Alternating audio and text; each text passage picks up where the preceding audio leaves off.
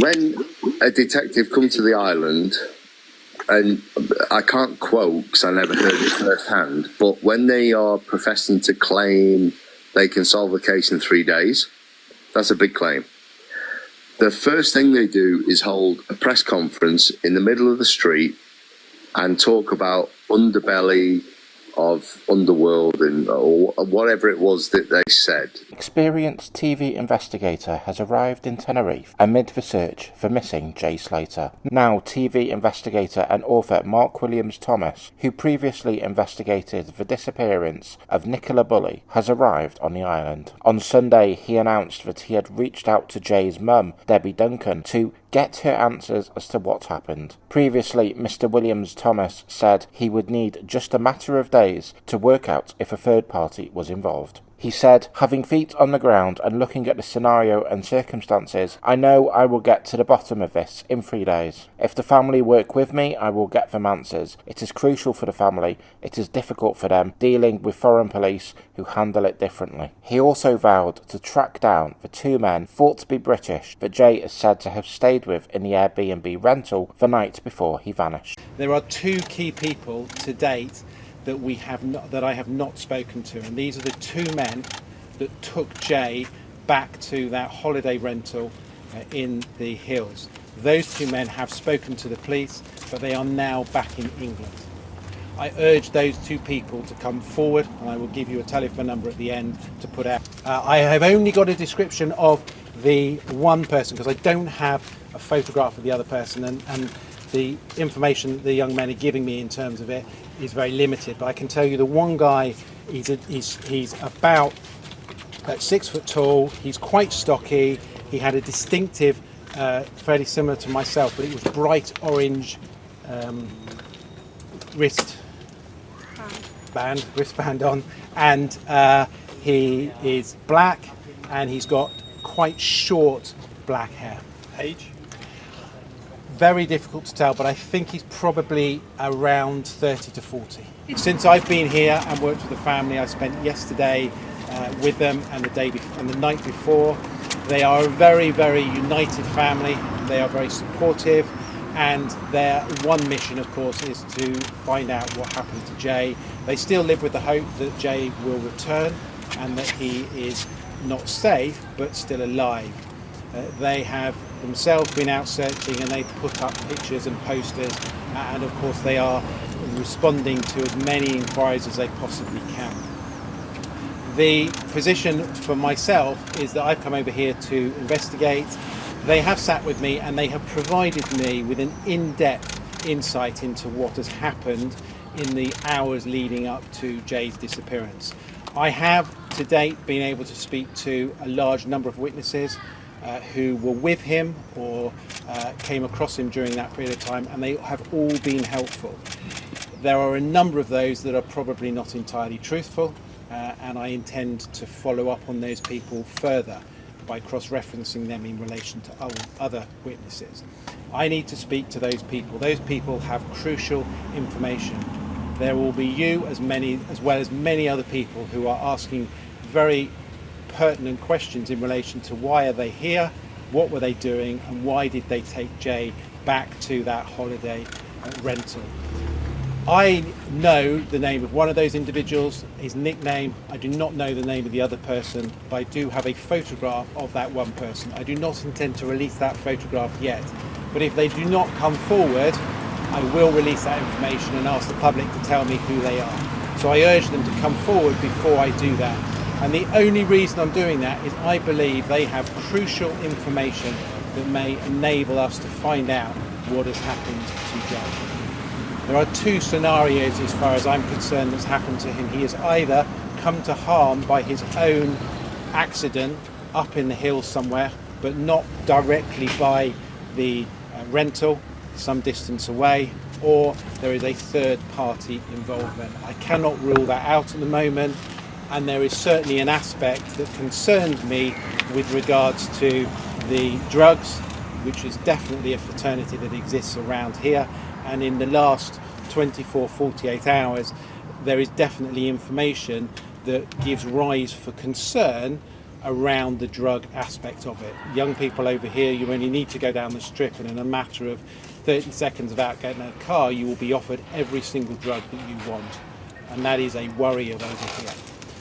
But at this present moment in time, the Spanish authorities are doing what they're doing. I don't know what they're doing. The Spanish authorities have obviously rejected the help from the Lancashire police. Lancashire police have been very supportive of the family, have provided a direct contact, and Lancashire police have said that at any stage the Spanish authorities want their help, they will be here and they will help, and they certainly have the experience to be able to do that. But the Spanish police at this present moment in time have said, we do not want your help at all. And of course, as a direct result of that, they would see me as an extension of that. They're not happy that I'm here. I would say, put pride to one side. This is about finding Jay, and we need as many people as possible to get involved. And I would urge, as another appeal, not just to those two people, there are people out here who know more. There are people out here who have information, who have seen Jay, who had contact with Jay whilst he was here. If you were in those clubs on that evening or in the early hours of that morning, please come forward and tell us. You may be reluctant to pass that information to the police, but please use the hotline that we will circulate so that people can give us that information. I think the problem is that the starting point of this investigation for the Spanish authorities has been one of a missing person. I don't know whether that has increased or whether it's decreased. From a starting point, if this was it was in the UK, I would have started investigating as a critical incident, and I'd have done everything so that you can secure the crime, the potential crime scene or the last location, and then of course you can come back down. Once you've lost evidence, you've lost evidence. They are back in the UK. They may, out of freedom, come back if the Spanish authorities ask them, but at this present moment in time I haven't had the opportunity to talk to them. I can talk about other witnesses who are instrumental, and there's lots of names being mentioned. Those people are cooperating fully and have said that at any stage, if the authorities want them to come back to Spain, they will do. He has either come to harm himself as a result of moving away from the area, so it's either I do not believe that he is in that close proximity to the rental. It's a very easy area to search. If he has come to any harm, it's either the other side of the lookout point, or it's a bit further down towards the town. It's one of those areas here, and obviously the longer it goes on and the more days that pass and the continued search, because the police are searching very, very well. They've got mountain rescue, there's lots of people up there. He will be found. If he's not found, then of course it brings that other element, which is the third party. I have received information. There is no doubt an underworld here. There is an undercurrent here. There is a big drugs fraternity. I can't tell you at the moment whether that has an impact. I've only been here for less than 48 hours. But what I can tell you is the information I currently have, and the family have shared everything with me, and I've got lots of messages, lots of WhatsApp chats and everything. That is a line of inquiry. So the two men were over here. They were in the bars, in and around the strip area. They were certainly there for 2 days. That we know definitely that they mixed with Jay and Jay's group of friends that were there. They spent a number of time in the bars drinking. They say that they drank Hennessy, which was their preferred drink, and there was one person who was a slightly bigger guy, was much more chatty than the other person. They were there. They didn't go to the festival. They didn't have an invite for the festival. They didn't have a ticket, so they didn't go to the festival. And they were with Jay on the morning, taking them back. What we don't know is why. And of course, the questions that raise is why, if you were partying here, do you go to a venue, a holiday let some hour away, which is in a really remote location? I don't know the answer to that. I don't know who they are at the moment, but my focus now is to find those people. I have a photograph of them, and I know that the power of the internet will very quickly, if I put that image out, will find them. But I'm giving them the opportunity to come forward.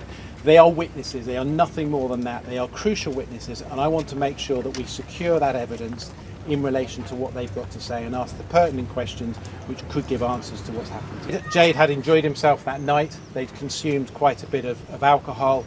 That morning, when he left the club shut at 4 o'clock. He came out of the club. They sat outside on the wall for a short period of time, wandered around, trying to work out what they were going to do. Jade was during the course. I mean, many of you have seen the videos of him. He looked quite drunk at stages during the course of that. But when he comes out, I am told by people who spoke to him that he was quite in control of himself. So when he goes off with these two men, he is in quite control of himself. What we don't know is why he went with these two men. Since I've been here and worked with the family, I spent yesterday with them and the night before. They are a very, very united family. They are very supportive, and their one mission, of course, is to find out what happened to Jay. They still live with the hope that Jay will return and that he is not safe but still alive. They have themselves been out searching, and they put up pictures and posters, and of course they are responding to as many inquiries as they possibly can. The position for myself is that I've come over here to investigate. They have sat with me and they have provided me with an in-depth insight into what has happened in the hours leading up to Jay's disappearance. I have to date been able to speak to a large number of witnesses who were with him or came across him during that period of time, and they have all been helpful. There are a number of those that are probably not entirely truthful, and I intend to follow up on those people further by cross-referencing them in relation to other witnesses. There are two key people to date that I have not spoken to, and these are the two men that took Jay back to that holiday rental in the hills. Those two men have spoken to the police, but they are now back in England. I urge those two people to come forward, and I will give you a telephone number at the end to put out.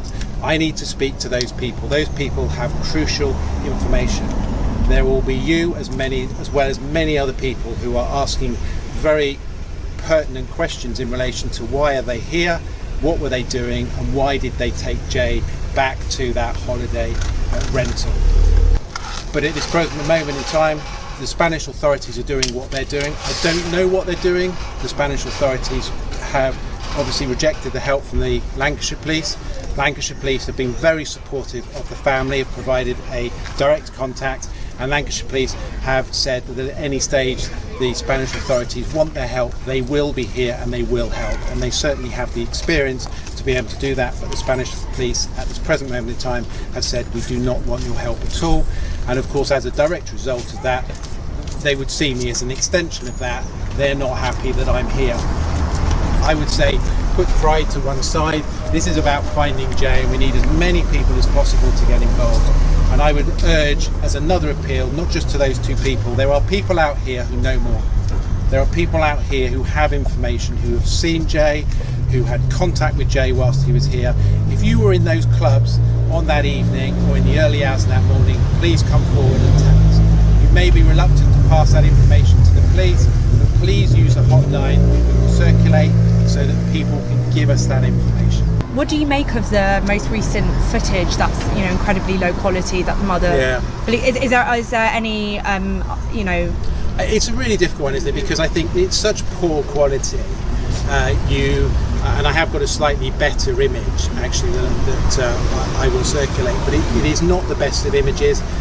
Yes, it could possibly be him, but actually if you walk around this area here, you'll see an awful lot of young men who look like Jay and dress like Jay and have the skin fade as Jay, so there's a lot of people.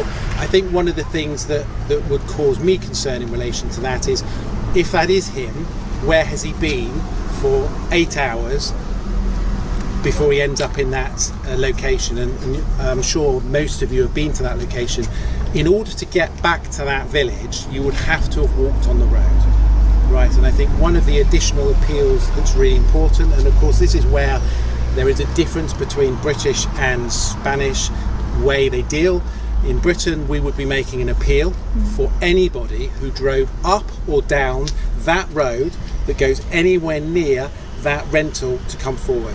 If Jay, as we know, and I spoke to the holiday let yesterday, and the lady was very, very helpful. She said on that morning, Jay asked her, and there was a language challenge between them both.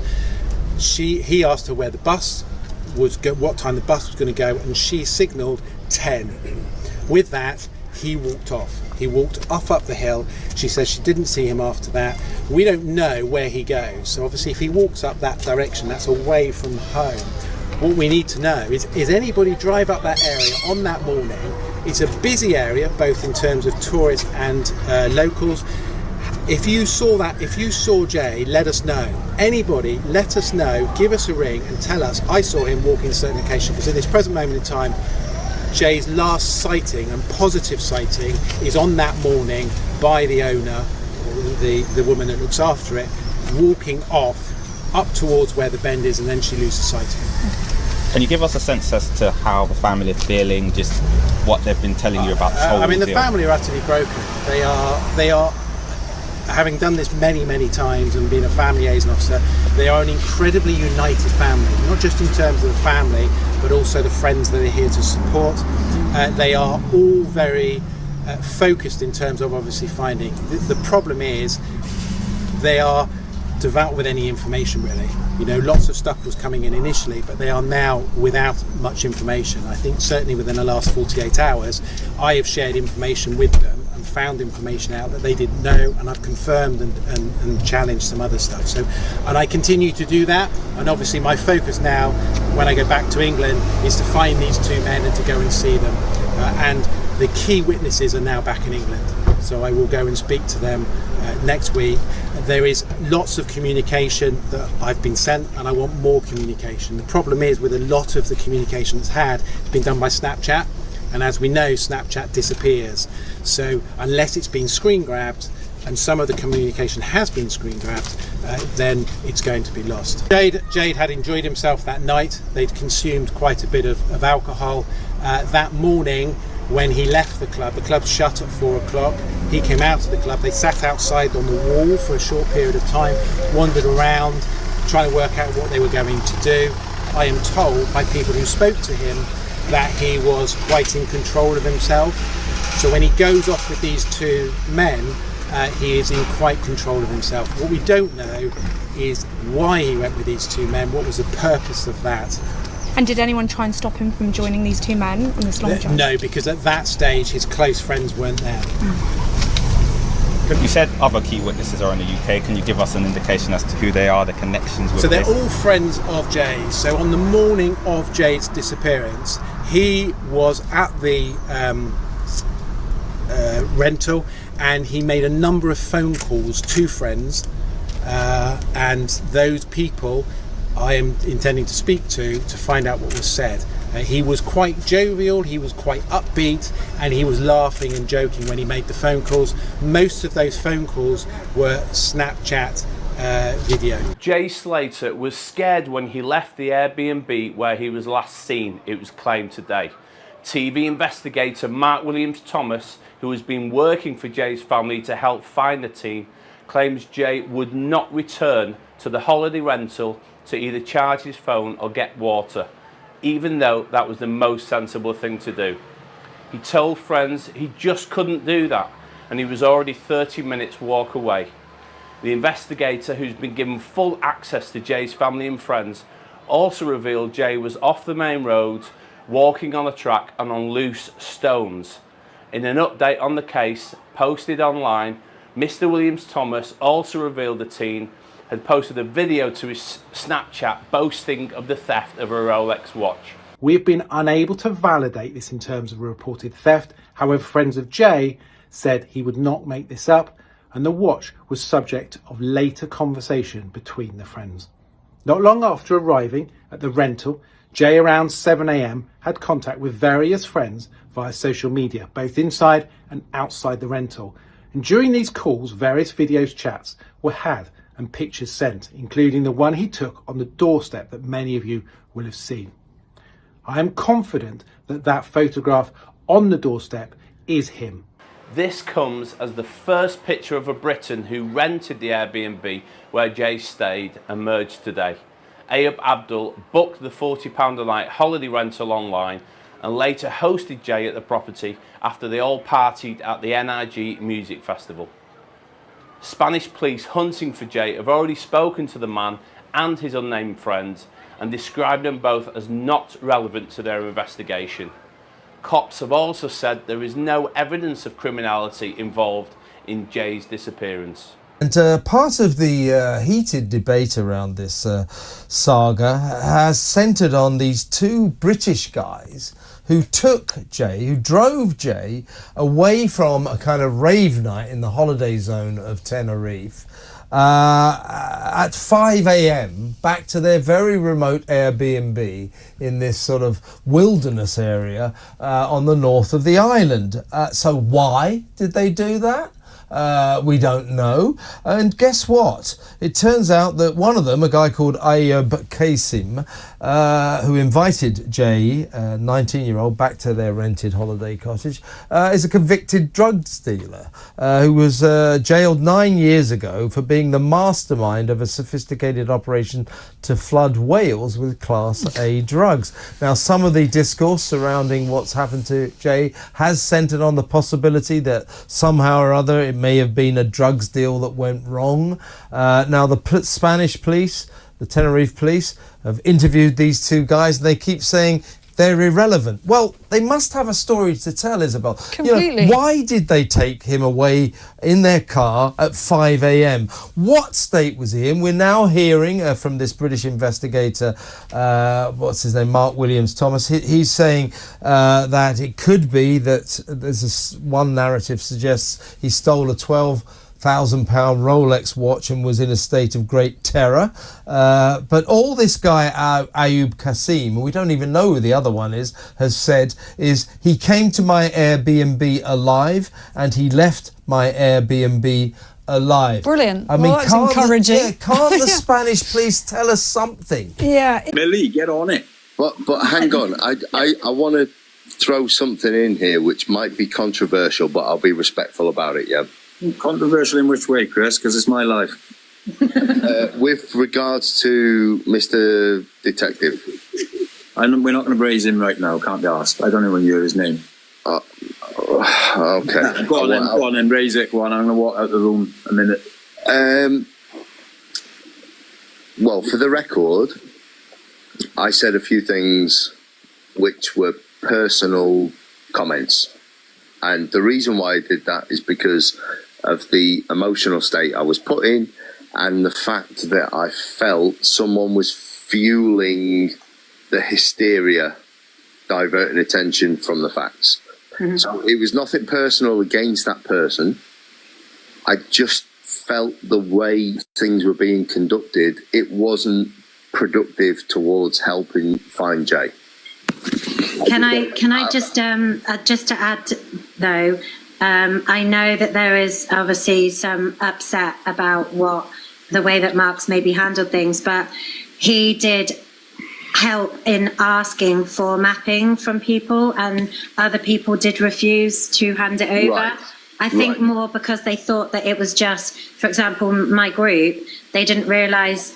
They thought it was just some random English girl who's like overweight or something and is just randomly walking around aimlessly around like roads. But what they didn't realise is the group that I was with had gridding and mapping experience, and we weren't getting the information we had begged for from other people. And it's like everyone did their bit. But if only, it's just one of those hindsights, isn't it? Let me just back up a little bit. Yeah. So, when a detective comes to the island, and I can't quote because I never heard it firsthand, but when they are professing to claim they can solve the case in 3 days, that's a big claim. The first thing they do is hold a press conference in the middle of the street and talk about underbelly of underworld and or whatever it was that they said. It's all in the public domain, so it's that. Just let me finish this point, right? Then when that party has been furnished with intelligence regarding the search and how it could help the family to find their son, because it's still a missing persons case and it's still a search. There's no criminal element at this point, right? But everything that came out was about, I've interviewed so-and-so, I've spoke to so-and-so, I've received this information, I believe this to be true, that to be true, whatever. At no point was anything that came out focused on the search. So the purpose was not focused on finding Jay. The purpose was something else. I agree with that. He's doing his job as a detective, but if you're doing your job as a detective, do it stealthily. Do it under the radar. And had it been done that way, there wouldn't have been the public hysteria. The Guardia Civil could have potentially continued without interference. Jay could potentially have been found sooner, and it wouldn't have been left to, you know, let's just say amateurs. I don't want to degrade us, but let's say amateurs to... Well, we're civvies. We're technically civvies. Yep. To civvies to do what we did. So this is not anything I said personal. I've already publicly apologised, yeah? And this is not a slur. But had I have been a detective, I would have done it completely different. I'd have done it under the radar, gathered everything I could have gathered. I would have made sure any statement was bulletproof before I went public and released it to people and caused hysteria. That's all I'm saying. That's all I'm saying.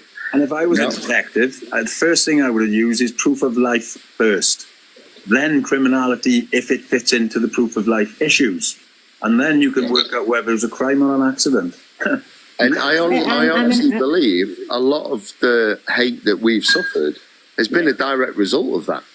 Been a direct result of... Yeah, I just wanted to say, I just want to clarify what he said. A direct result of... I think a lot of the hate that we've suffered has been a direct result of the accusations and information that, in my opinion, was leaked to the public from a professional detective that should have kept that under wraps until he had his case bulletproof. Yeah, well, what happened with us, Chris, right, is basically this.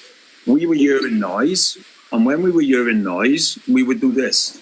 This is noise. We'll put it there, okay? Now, if the noise at any point becomes part of what we are doing and interferes with like, let's just say, right, as far as we're concerned, Brad says this on the phone that he's laughing and he hasn't been chased, okay? If at any point we heard, oh, hang on a minute, Brad might have said something else, i.e. through Mark, William Thomas, or anything else like anyone. That bit of information goes like this, to the side of the table out of our view. It's not out of the view, it's there. It's out of the view of our, our forward vision, but preferably it's still there on the side out of view. And if it ever becomes relevant, then it would immediately be handed to the police. Now, not only was it immediately handed to the police if it was relevant, I would have said, well, what you know, anything that was sent wasn't relevant. You know, anybody said to me, I think this is to do with the case. And what I said to them, if you really think that's to do with the case, take it to the police, not me. I'm not a detective. Look, somebody else said, always think murder until proven otherwise. Yeah. That's fine. That's fine. Think it, research it, gather the evidence, analyse it, build your case, but don't share that publicly. Yeah. And I think it happened in their defence. The reason why I think that happened is because of the lack of information and the lack of press conferences that came from the Spanish authorities, not Civil Guard, because they follow instructions, they follow orders. Exactly. So I think that the lack of communication and the lack of information delivered to the public fueled the theories, and people were left to try and discover and research this and find out what happened for themselves. Yeah, sure. The backlash of that is people have been damaged and people have been harmed.